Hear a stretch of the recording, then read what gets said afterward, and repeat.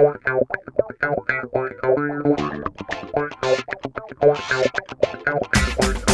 everyone, welcome to Open Door Philosophy, a podcast where a current philosophy major, that's me, and his former high school philosophy teacher, that's me, unpack a variety of big philosophical concepts in an understandable way, all towards the purpose of living a good life.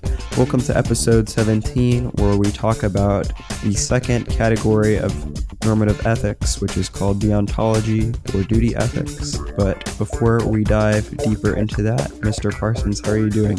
I'm doing great. You know, I always say I'm doing great. One of these days, you're going to ask me, and I'm going to be in the depths of despair, and I wonder what I'll say. But as far as today goes, everything's great. You know, it's we're moving into September here. We've got cooler weather coming, and I'm excited about that.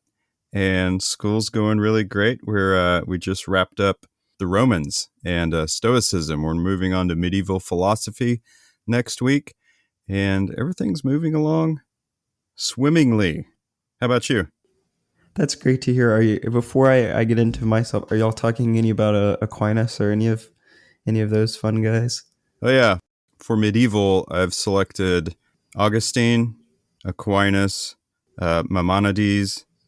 You know, I'm just giving them excerpts of each of their kind of big works and kind of unpacking that. So this unit we're doing in philosophy right now in my class is very surface, right? Like we spent a week and a half on Plato, Aristotle, and Socrates, which isn't very long. So we're just like brushing past, getting them familiar with certain names and giving them like the briefest of readings to kind of introduce them to them. Anyway, long story short, sorry, it was a long answer. That's who we're covering, yeah. That's really fun. I guess this is a good transition point, but when you mentioned Socrates, in this past week, or actually yesterday, I read this really great excerpt. I think everyone's familiar with Plato's Apology, or maybe not everyone's familiar with it, but a lot of people have heard of it. But there's also this alternative account from this writer named Xenophon. And so it was really cool because it's more of a history of Socrates. So I got a great deal of pleasure. Like I think I've mentioned this like 5 or 6 times on this podcast, but this is my like 6th straight semester of just focusing on Plato and Socrates or something. So it's been a good time, and it's thinking about how your students will grow from the first time I read Socrates and Plato. It's just a great thing to hear. Oh, yeah, that is cool. I remember when you were reading The Republic, maybe in 10th grade, I think it was, probably the first time you read it. That was my first read. Yeah, so compare that to where you are now and your understanding of all that, and that's really neat. Yeah, it's been a good time. I'm aware of Xenophon's account of Socrates, but I've never read it. I know that he's one of the major sources for our understanding of Socrates and who he was and kind of what his project was, aside from Plato. He's kind of like the second big source. Am I right on that? Yeah, I think that's right. So I think when I think more about Plato writing about Socrates, I think of he's using a very polished dialogue version of Socrates that is very fun to read. It's not very straightforward, but it's very nice to read. It's like a literary work, you know. It could be a novel. I think a lot of people could read it that way. When I think more about Xenophon, or how I was reading it yesterday, is it's a lot more like a history. There's a bit of dialogue in it, but it was more focused on like the charges and what the accusers were actually saying. That's cool. I'll have to pick it up. I've always meant to read it. I have lots of always meant to read books. I got stacks of them, actually. But Xenophon's one of them, so that's cool. I'm glad you've enjoyed that. Anything else new in your world outside of Plato? Well, I'll give a quick update on the philosophy class that I'm TAing for, because I think it's been a fun time. Oh, yeah.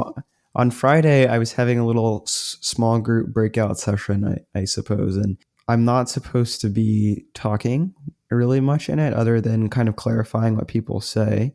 This is probably how you feel too, Mr. Parsons, when you teach class. So I guess I'm getting a taste of my own medicine, but it's so frustrating not to be able to, you know, I think we're supposed to be letting students kind of figure out the answers by themselves, but it's very frustrating. It's very frustrating. Yeah. Yeah, that's hilarious. It's hard being a facilitator because that's really what you're doing. and that's a lot of what I do in class as well. It's really hard not to interject your own thoughts and opinions as well. And okay, well, I'm glad you're glad you're getting that particular insight and perspective. No, it's really funny. I feel bad for you looking back on when I was in your class. So it was just really funny for me. But the class, other than that's going great. I mean, we just finished up moral relativism. I don't know if we ended on a great pact, but I think they're going to be thinking more about it. And then we're going to be starting next week into a topic about sex and marriage. So that's going to be really cool because I think that's kind of a part of philosophy that we don't talk about too much, or at least I'm very unfamiliar with. So that'll be great. It's true. I mean, we kind of, well, I don't know that we avoid it. We certainly avoid it in high school. I don't know why, but, it is what it is, I guess. But even at university, right? Like you guys don't talk a lot about that. And I mean, frankly, a lot of the philosophy I read doesn't really approach it either. I think, honestly, or we're really rambling here today, but that's okay. Yeah. Honestly, I think where that particular topic comes up more often is in feminist philosophy, which really only became, I guess, prominent in probably the last 70 years or so. Yeah. I mean, Spinoza wasn't that interested in talking about it, I guess. We know Kierkegaard had a great romance.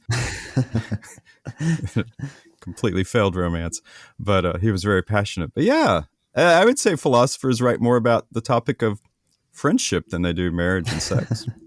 I want to put kind of a plug for later in the episode. In our quote corner, we're going to be talking about someone who thought a lot about sex and marriage. So super excited about that. All right, cool. Well, I guess speaking of such things, we should get on to the episode. All right, guys, welcome to the main section of our episode. Main section? That sounds so lame.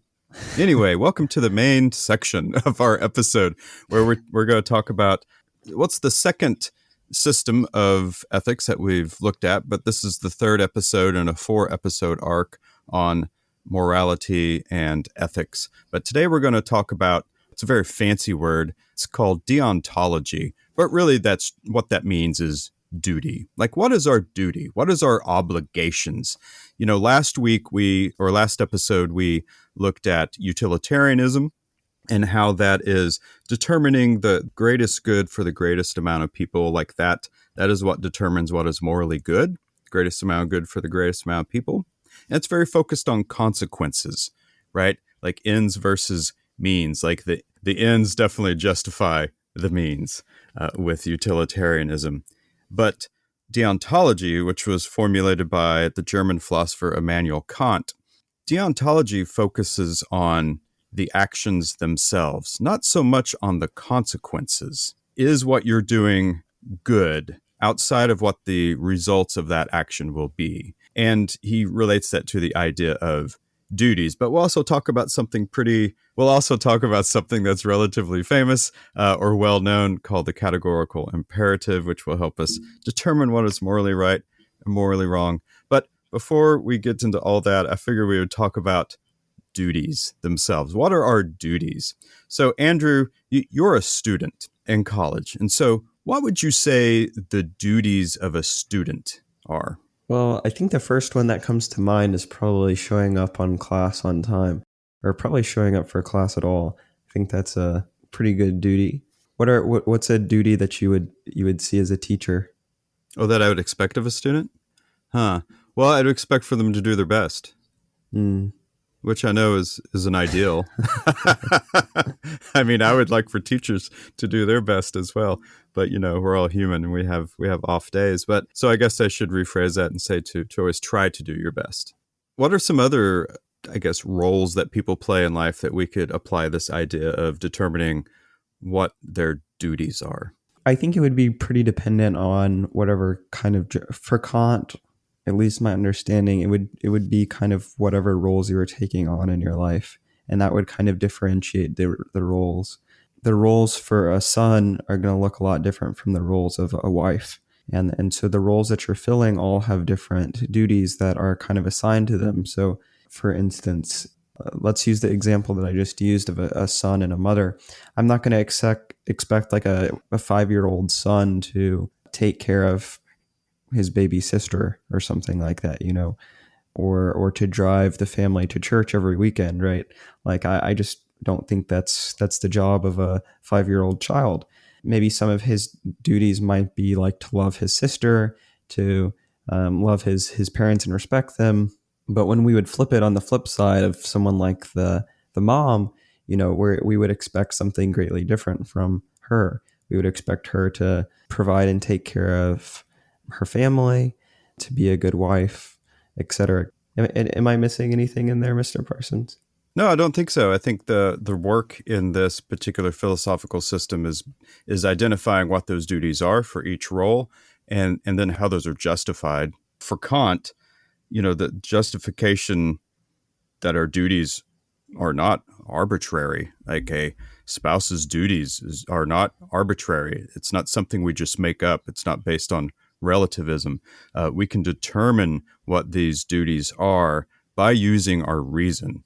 And so, if you're not familiar with Kant, this is going to be a very rationalistic approach to ethics and morality, as opposed to maybe utilitarianism, although certainly an argument could be made that that's very rationalistic. But I feel like if we're putting a lot of the emphasis on consequences, sometimes consequences, we choose them because they will make us feel good. And so there's a little more emotion involved in that. Whereas Kant really advocated for a very rationalistic approach to the justification of our duties. Now, we do get into some difficulties here, though, right? Like one of the phrases you used was the duties of a wife.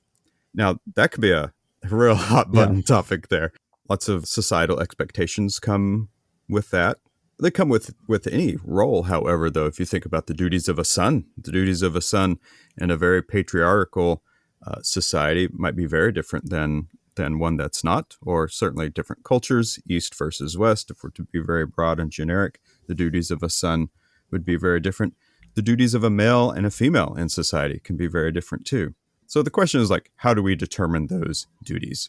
So I found this example of a difference between someone who would classify themselves as a deontologist and someone who would be a utilitarian. So we'll just say Kant is the deontologist and Johnny is the utilitarian.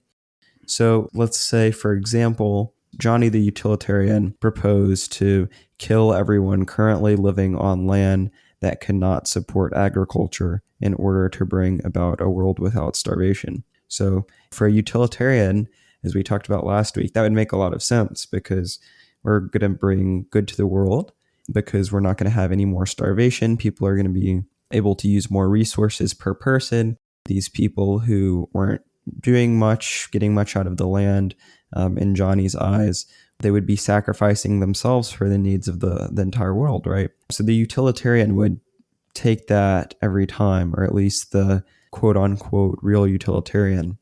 Now, a deontologist would disagree with this. And I think many more people would as well, but we'll just focus on the Kant the deontologist for this one, okay? So a deontologist would argue that this world without starvation was bad because of the way that it was brought about. So there's some kind of problems with these people. Just killing people for some kind of good end would not be good in the eyes of a deontologist. So why would it not be good? Yeah, so it wouldn't be good because the action that's bringing about what's going to happen wasn't right in the eyes of a deontologist. So like you just said a few minutes ago, we're not going to be focusing on the kind of ends of the situation. We're not going to be focusing on that world without starvation. We're going to be looking on the actions that kind of limiting starvation. So we're going to be focusing on, the killings of those people. We're not going to be looking at how that could be justified in some way in the end. When we take a look at that justification, is it good to kill somebody? We'll see in a few minutes why Kant will say this, but the answer is going to be no. It's not okay to just kill someone. It's kind of a more microscopic approach, I think, than a consequentialist would take. But I think that example was very helpful for me when I was thinking about it a few years ago when I saw it the first time. Yeah. So in that particular example, the action is, we are going to kill some people who are not interested in promoting this new world order of agriculture, right? Now, of course, the consequence, I suppose, might be nice. Like everyone in the world having food is a very good thing, but we're not going to get there by this particular method because using a deontological approach, the action is what's important, not the consequence. So the action would be some people would have to be sacrificed. And for Kant, anyway, killing someone is wrong. That's always just wrong in his eyes, no matter what the result is, right? So you could even take this particular example and apply it to, say, criminal justice, something like the death penalty. A deontologist would say, the action of killing a human being, even if they are a prisoner who has killed many other human beings, like that's not a justifiable action because killing someone is always wrong. Doesn't matter what the consequence is. You might say the consequence is like, oh yeah, we'll show people that truth and justice is important, and that we're having really strict enforcement of laws, and this will deter further murders in the future, and all of this kind of stuff. None of that matters, right? For a deontologist, what matters is, do we kill someone, yes or no, regardless of context. Before we dive more into what Kant's actually arguing about the categorical imperatives, I think it's important to talk just very briefly about why he's so concerned with reason as a justification for his moral principle or his ethical system. Oh yeah, that'd be good. So I think that it's important to recognize that Kant's a product of the Enlightenment period. Yeah, so Kant was born in 1724. Kant was a baby of the age of reason. So it makes sense. And a lot at this time, I forget if we've talked in other episodes about this, maybe in the first few episodes, but during the Enlightenment, it was a total dependence on reason. That's just how it was going at that time.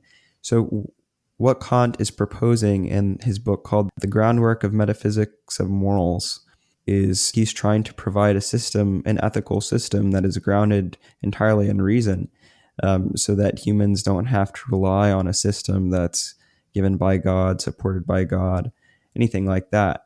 So I think it's very important to recognize that, because a lot of how we're going to be establishing these duties and norms, they're not coming from an en telos, like we'll see in virtue ethics next week. They're not coming from some arbitrary calculus like we saw last week. They're really trying to come straight from reason and reason alone. Yeah, the Enlightenment philosophers saw, well, a couple of things are at work in the Enlightenment, right? Like we're coming into what some historians will call the scientific revolution. So there's a great deal of emphasis on using logical structures to create experiments that result in conclusions that can be proved verifiably through using reason and logic. But we're also, and I think this is sometimes lost in the Enlightenment story, Europe is also coming out of decades, if not centuries, of religious warfare between the Catholics and the Protestants. And that was also very emotional, if you will. Lots of actions were justified due to their consequences. And the Enlightenment thinkers, and especially Kant, wanted to get away from all of that. They wanted to come up with a system. Kant wanted to come up with a system where you could avoid these really terrible conclusions based on the ends justify the means. The slaughter of thousands of Protestants or the slaughter of thousands of Catholics because it achieves some goal for the greater good of God and the Catholic and or the Protestant movement. Like they wanted to get away from that idea. And so this is why you see, in conjunction with the scientific revolution, this hyper emphasis on reason during this time period. So Kant proposed in his ethical system what he called the categorical imperative. Now we know the word imperative means like you must do it, right? And of course, categories, we have different aspects of this ethical system. So categorical imperative, there are 3 maxims that he identifies. So maxim number 1 is the maxim of universality. This is the quote from Kant. He says, act only according to that maxim whereby you can, at the same time, will that it should become a universal law without contradiction. So in other words, when we're making a moral decision, you as the moral actor should envision a world where the moral decision you are making, everyone else also makes that same decision. Like in your hypothetical world, is this a desirable place to live in if everyone makes the decision that you are making? Yeah, that was a great explanation for it. So I don't know if I have too much more to say about it, at least for the explanation part, but let me use an example real quick to make it more clear. So say that you're going to the store and we have, I don't know if these exist in the rest of the US, but we have these grocery stores called Kroger, or let's just use HEB. That's a good Texas brand. Um, Heck yeah. so so let's say we Mr. Parsons and I go into HEB. Our bank accounts are running low, but we really need some toothpaste because everybody needs toothpaste. And Oh, that struck me as funny. Okay. Everybody needs, that should be a maxim. that's a categorical imperative. Categorical imperative. We should all go to the dentist, for heaven's sakes. Okay. Anyway, sorry. We're in HEB and we need toothpaste and our bank accounts are low. Anyway, so we're buying groceries and we get to the toothpaste aisle. We know we need toothpaste. That's just kind of a law. And we go up to the counter and we just look for the cheapest toothpaste. We find one that's like 50 cents. It's the HEB brand, of course. And we just slip it into our pockets, right? So this doesn't really seem to be hurting anybody, right? So the company's not really hurting. They've lost, 50 cents worth of toothpaste. The people at the register who are working there probably aren't going to get in trouble. I mean, it's 50 cents, right? And, Mr. Parsons and I were getting some free toothpaste basically, and we're able to keep our teeth clean for a few more weeks. But under this imperative that Kant lays out, this would just be a very bad thing to do when we apply it to everyone else in the rest of the world. So let's just quickly imagine a world where everyone's just stealing something cheap that they need because they don't think it's going to hurt anybody, or not even because they don't think it's going to hurt anybody, but that's just how it is. People are just going around and stealing things because they need them. And when we think of a world like that, where that's just the norm, that everybody's just taking things and bootlegging them, that seems kind of like a pretty bad world to live in. I mean, I think I would feel pretty unsafe. I think the world would be a bit more chaotic than it would now, and the world wouldn't look very, very good. So in Kant's eyes, we shouldn't make that decision to steal that 50 cents worth of toothpaste, even though it doesn't really seem like it's going to hurt anybody, because if everybody was doing that, then the world would be not a very good place. Yeah, it's the whole victimless crime argument, right? That this toothpaste, I mean, it's not even a 50-cent loss if that's what HEB is charging for it. It's probably more like a 15-cent loss or something. I mean, that's not going to affect a corporation as large as HEB. But if everyone did that, is that a world you'd want to live in? This is like the classic sort of Jean Valjean stealing bread argument, right? Like Jean Valjean in Les Miserables steals bread because his niece is starving. Yep. And he has no money, his family has no money, he steals a loaf of bread. Well, the consequences of that, if we're going to get utilitarian about it, the consequences of that is that his niece is now fed, and that is a good, right? Like we're saving a human life. But if you look at it deontologically, the moral or the moral action is in the action itself. And so is stealing good? And for Kant, the answer to that is no. We should never steal because the action of stealing is wrong, regardless of the consequences. Yeah, it's a good example. Thanks. I spent a lot of time crafting it when I was looking in the mirror this morning and ran out of toothpaste. Should I use my... You see, this is... Okay, no, go ahead.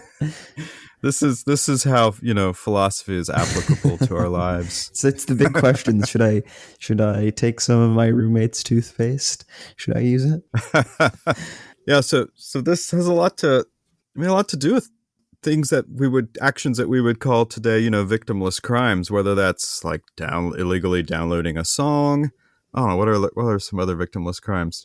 Stealing 1/10 of a penny off of a bank account. You do that millions of times, and all of a sudden you got lots of money, but like no one's going to miss that 1/10 of a penny. Things like that.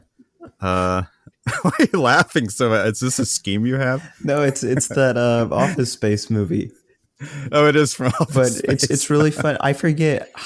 I was writing. Oh, that's my final paper last year in one of my classes. It's an ethics class, and I was using that 1/10 of a penny scheme. Mm. So I don't know. It's just a funny example. Oh, it is funny, but I mean, it happens all the time. Insurance, whatever. Like, you know, it's called embezzlement. I mean, that's the crime. It seems victimless, and especially if the person you're taking money from is so outrageously wealthy, like you could take $1,500 from them and they wouldn't even notice, right? So yeah, it places the focus on the action itself rather than the consequences, and you got to envision a world where everyone steals $1,500 from wealthy people.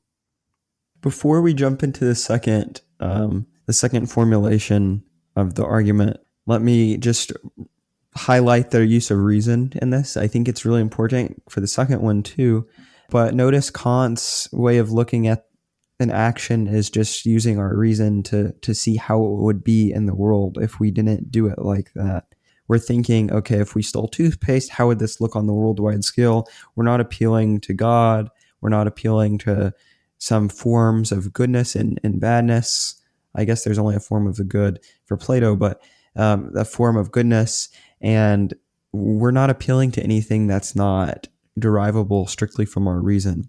Yeah, it's real clear cut, Yep. right? Like, don't steal toothpaste. Like, stealing is bad. Yep. Don't do it. Period.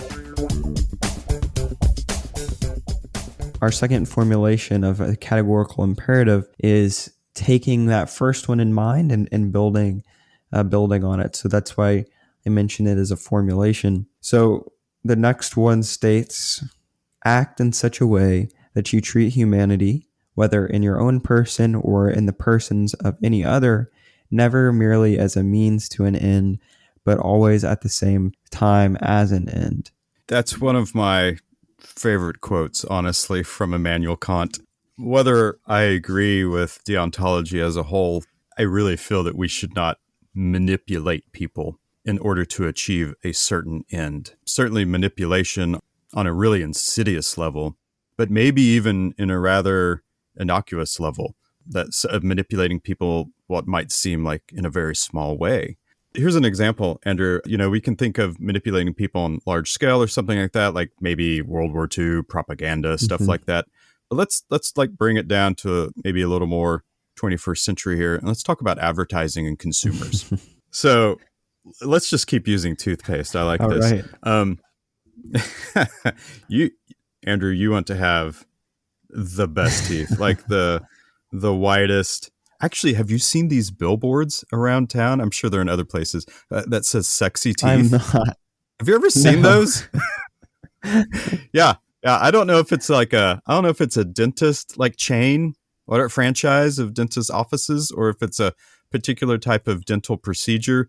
But it just says "sexy teeth," and it's like it's all black, you know, and it just says "sexy teeth" in glittering letters, and like some very attractive looking person on the billboard smiling. That's That's really it. odd. That's the entire advertisement. Yeah, it is. So anyway, back to my silly example.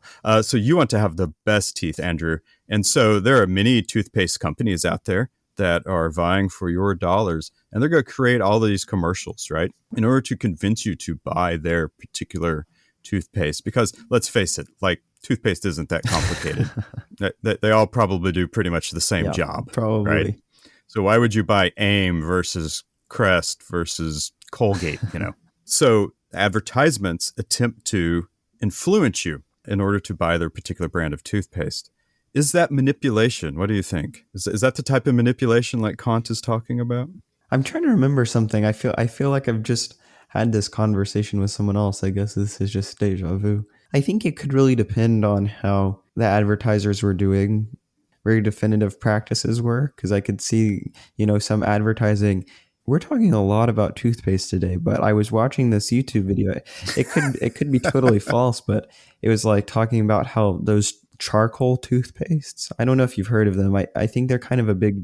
Oh, I have You've heard heard of of that. them? It's kind of a new Yeah, it's, thing. it's like a fad. At least I know a lot of people my age are all into these charcoal products, but it was some dentist talking about how, these advertisements they've been showing, like, oh yeah, if you put charcoal on your teeth for 10 minutes, all the gunk's going to come away. You're going to have really white teeth. And the dentist was just like, yeah, this is just not true. There's no chemical basis in charcoal. If anything, it's going to make your teeth less white, and just stain them. So you definitely shouldn't be doing this. And I was like, what is going on? Like I've heard this definitely before. I've seen these ads on YouTube where I was watching that freaking video where it was like, yeah, if you just apply for 10 minutes and it's going to come off real easily. So in a situation like that, Khan's going to be like, yeah, you're just using Andrew's wish to become a teeth model for your own good, Crest or Colgate or charcoal teeth whitening company.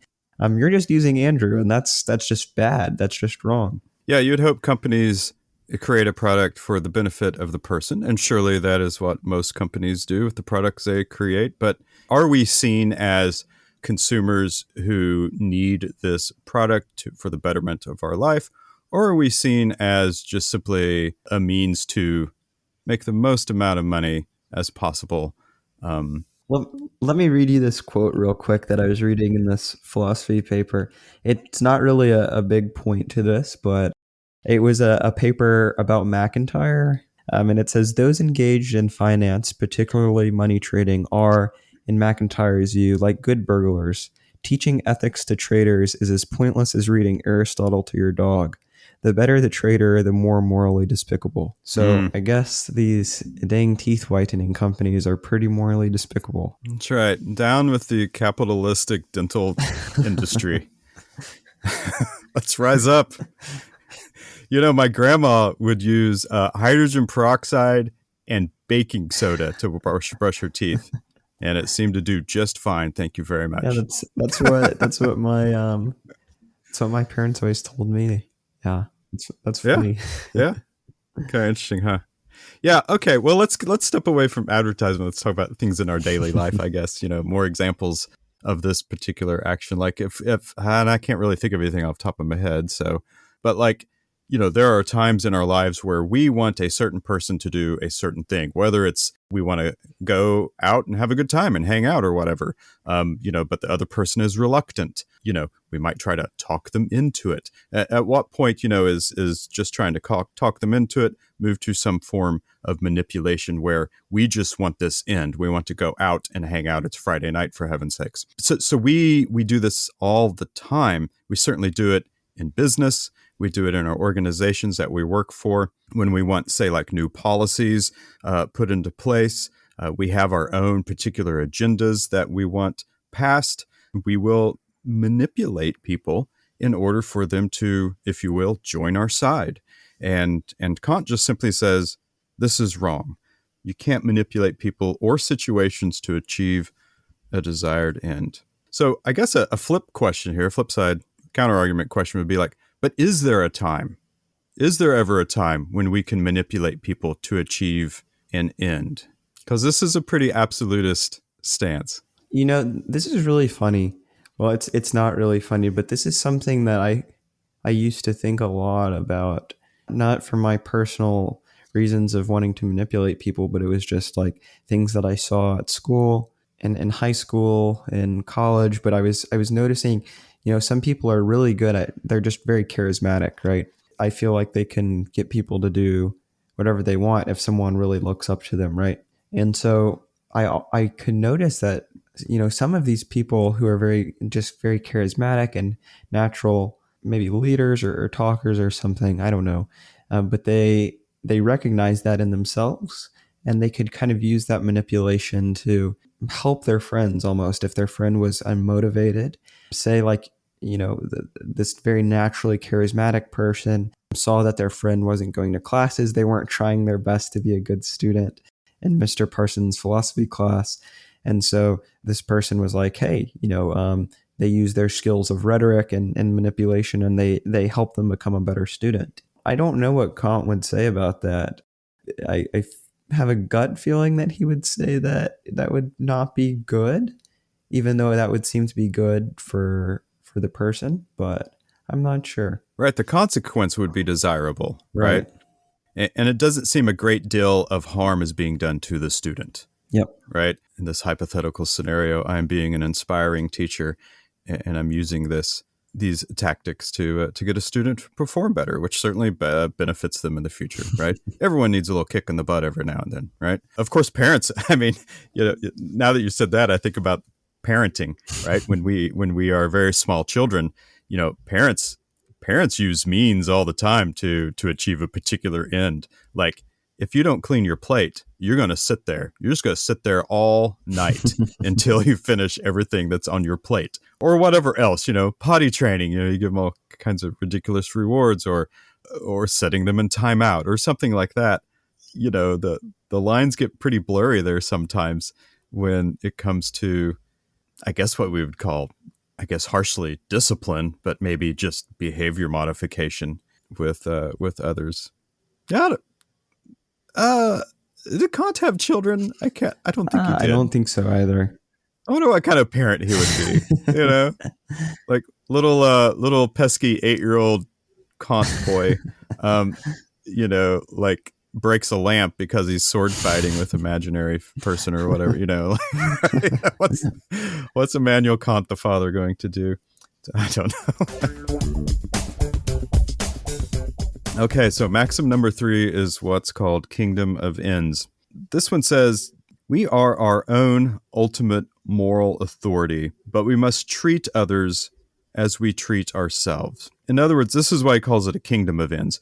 And of course, this is coming out of an era with kings or monarchy. So we must regard ourselves as sovereigns making the laws, as a king would be a sovereign making laws, but also being subject to those very same laws.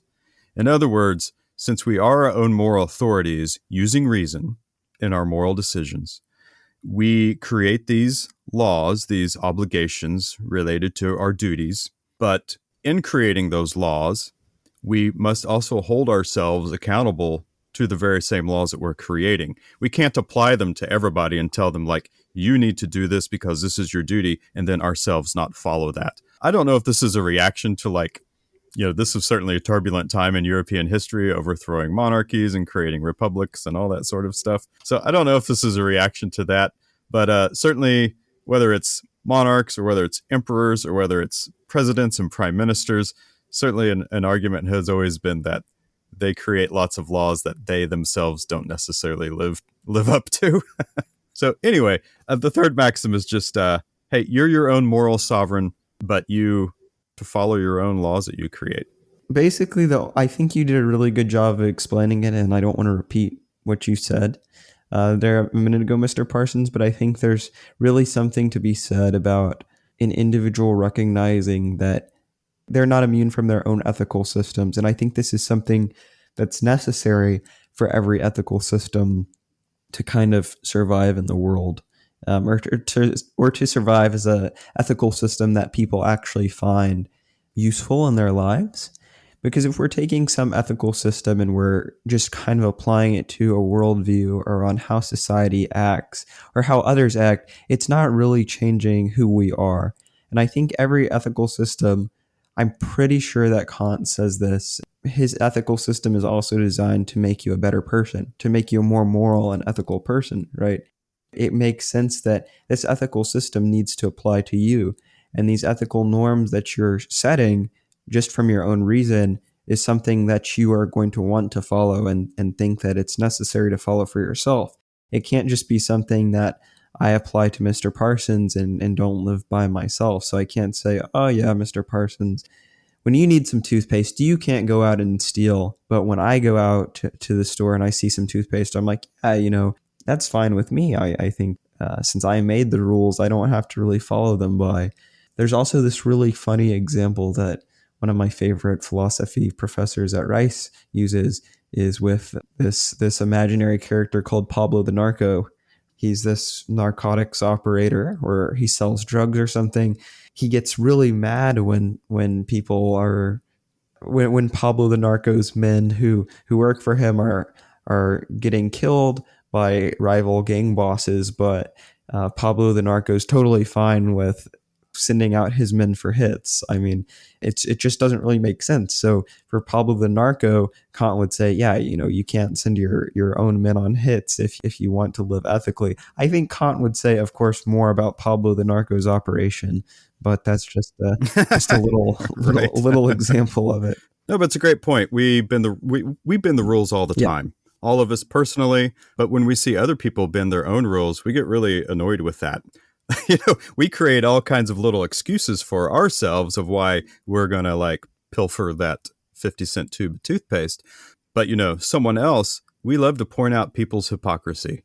Politics, of course, is an excellent example, especially in the age of Twitter and I don't know, just the internet, where past videos or speeches that they made or whatever can be easily accessed by the public. And then a politician will say something that's opposite of what they said like 15 years ago. And, people will go nuts about it. Like, we love pointing out people's inconsistencies. And I think this is why, again, Kant had such an emphasis on reason. Like, if you just follow your reason, you won't create all of these little micro excuses that you use in your personal life that you would expect other people to of course follow.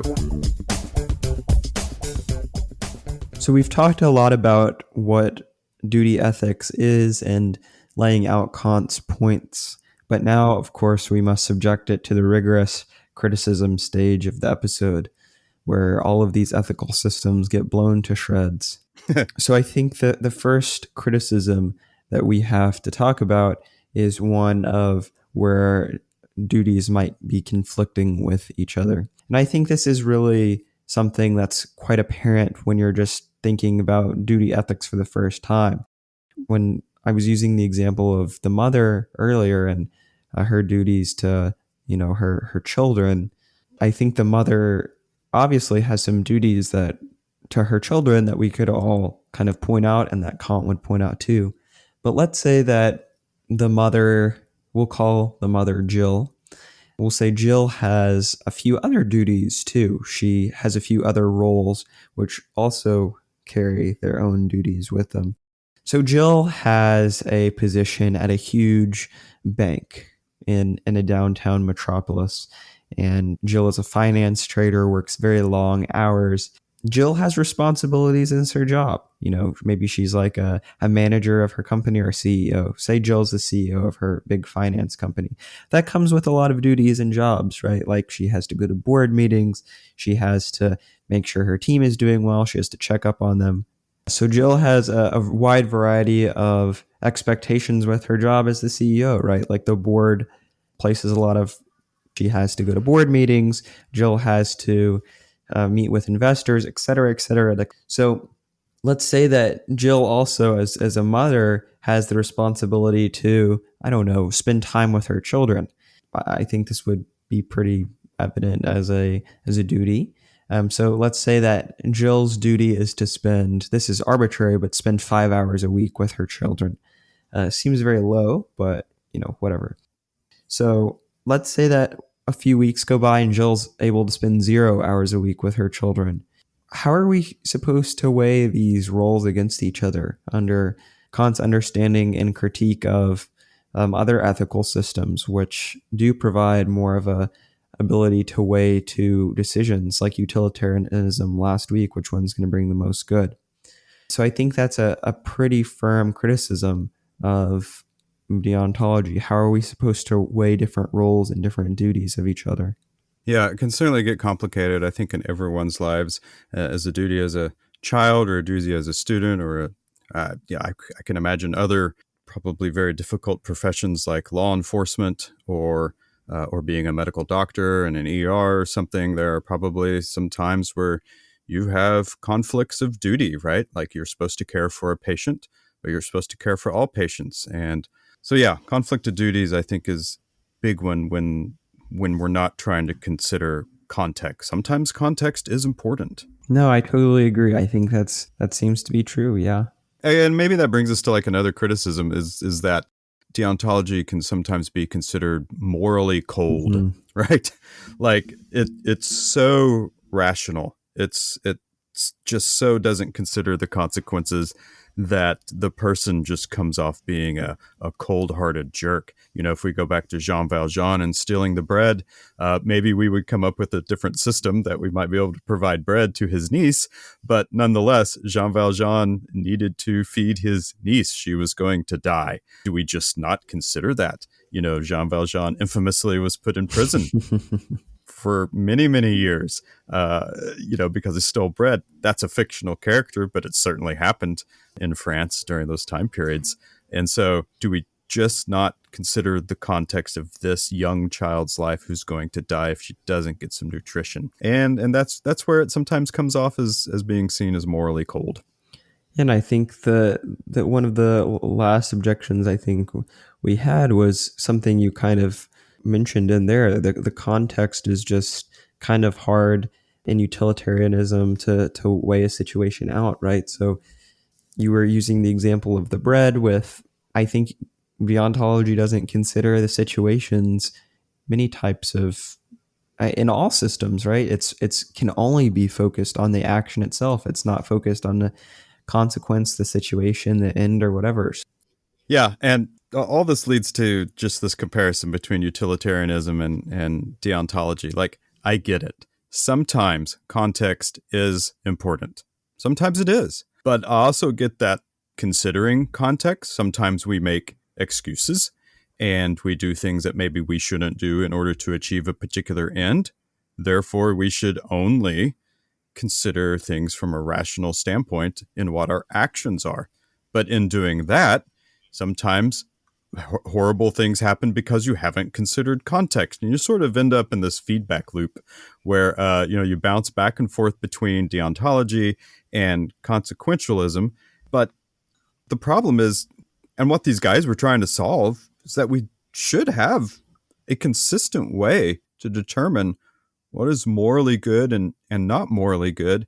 And it seems like sometimes utilitarianism is a good way and sometimes deontology is a good way, but neither are good all the time in all situations. That's my take.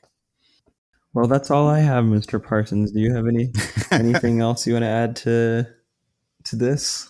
No, I think that's it. I think we've subjected Kant to our scrutiny.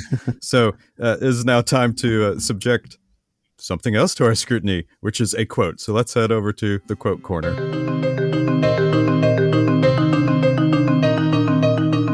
All right, everybody, welcome to the quote corner. Really excited for this week's quote because it's of a philosopher who I've just recently been getting into. This is a 20th century philosopher named G.E.M. Anscombe.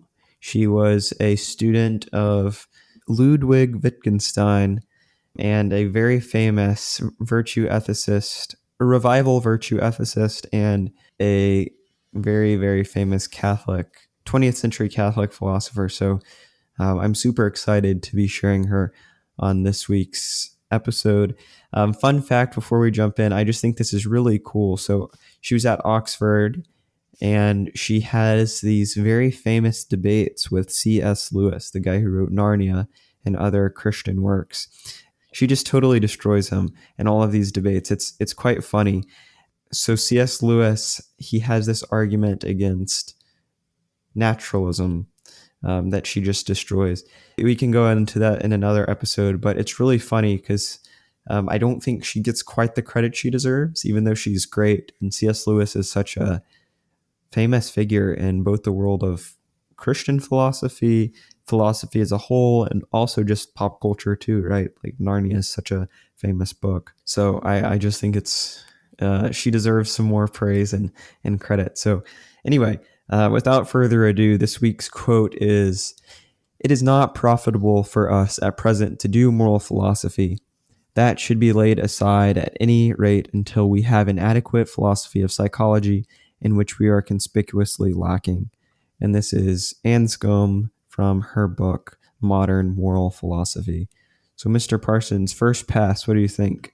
Well, my first question is, what is a philosophy of psychology? Like, what is that, and why is it so important that we can't do moral philosophy until we have a philosophy of psychology? So I guess that would be my question, clarification. So what Anscombe is talking about here is basically the philosophy of human nature. Anscombe heavily believes that how we are as humans is fundamental in how we think about moral problems. And so I think her argument that's going to be coming up in later in this book. This is just from the introduction, or this isn't even. This is an essay from that book, so it's not even. It's just laid out in the rest of the paper. But Anscombe's going to be arguing, look, we don't have this tight grasp of human nature that we think we do.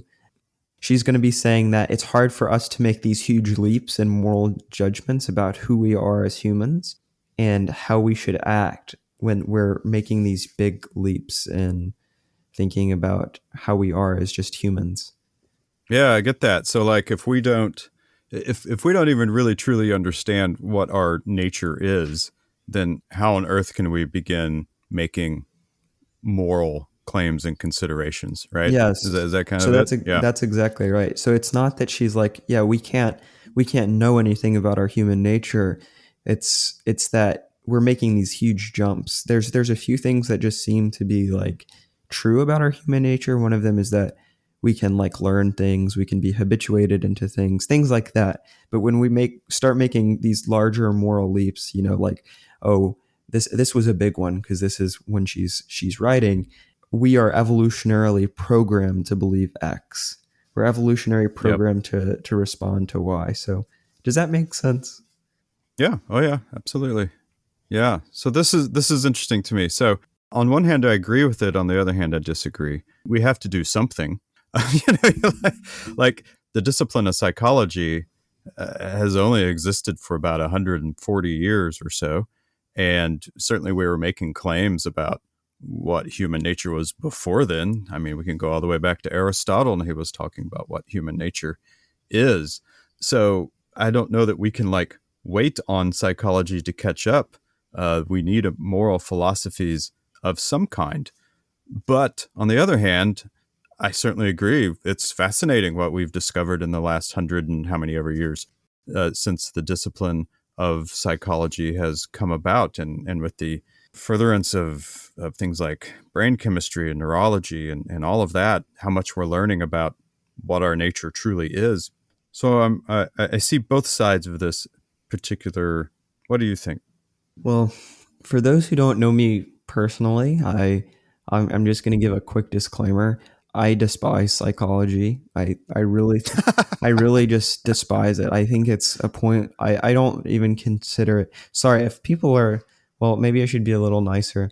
I don't think much of psychology is grounded in science, or at least I'm talking about psychology that's done more with studies of humans, not with more of what I would consider like neuroscience or cognitive science. But Okay. I think like there was this really interesting article, scientific article. It was a meta study of these very famous psychological studies, many of them that are on like Psych 101, AP Psychology, these very famous landmark experiments. And this meta study tried to replicate these studies and found that it was less than, I can't even remember. It was just an astonishing low reproduction rate. So we've been making all of these judgments about, oh yeah, babies can't do X, babies can't do Y for decades now, and it's become kind of something we just kind of accept as an axiomatic truth in our society, that we are like this, we are programmed like this. But psychology has not yielded any true ground into these actually in any scientific manner. So when I'm reading this quote, I think it's more along the lines, in my mind, of like, we have this very programmatic approach to science, of philosophy of science that we've taken very seriously for the past 400 years. We need to apply this to psychology, and then we're going to start being able to actually get some results. And then we can start making more concrete judgments. Sorry, I, No, I love it. No, no, there won't be any. There won't be any controversy related to those particular statements. Wow, I've never heard you come so strong. I yeah. like it. You sound like the way I sound like when we start talking about in class, we start talking about evolutionary psychology Yeah. and how we're all just basically programmed, and we really don't have a choice in anything we do. We're just really fancy monkeys out there following our urges, and we can't help it. I think my Caveman brain. I think my displeasure of psychology started from yours. I don't know. Oh, well, I guess I'll take credit. I'm not. You were so absolutist in your condemnation. I'm sorry. I just had to get it off my chest. That's okay. It's okay. I hope you feel better. Well, I imagine how you're gonna. I have a lot of pressure now on me. No. This quote. Please don't. I'm gonna give this quote 3.5 stars. Yeah, I think I'll give us for the quote itself, just because it's quite selective, I'll give it 3 stars. Yeah.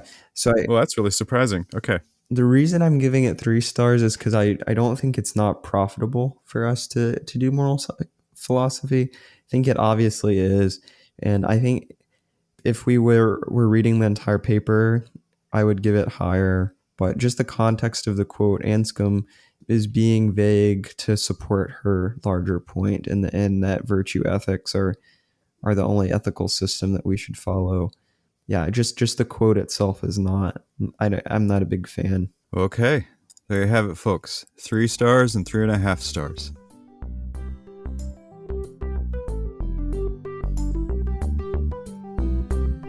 Okay, that's about it, everybody. Thank you for spending your valuable time with us today. We'd love it if you would leave a positive review and hit that subscribe button wherever you listen to podcasts so you'll know when new episodes drop, and pass it on to your friends so they can start making right choices in all of their actions. I would say it's their duty to pass it on to their friends. We'd love to hear from you. If you'd like to tell us what you think of the show, have a question you'd like for us to discuss, or a philosophy quote you'd like for us to rate, please email us at opendoorphilosophy@gmail.com. You can follow All the Philosophy on Twitter, Instagram, and our website at opendoorphilosophy.com, where you can find many things about the show, including our book lists. Thank you to Kevin McLeod for the free use of his music we use in the intro and outro. Thank you for listening, everyone. We'll see you next time. And remember, when your life seems in need of some philosophy, the door is always open.